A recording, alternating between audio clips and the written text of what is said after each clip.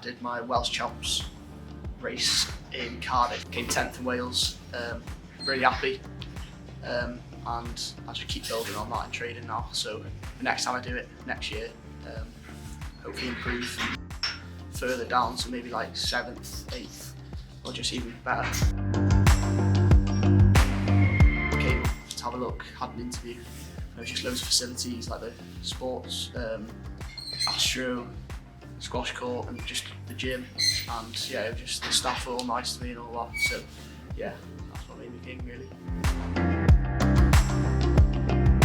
I feel like because there's so much practical, it's just keeping my fitness up.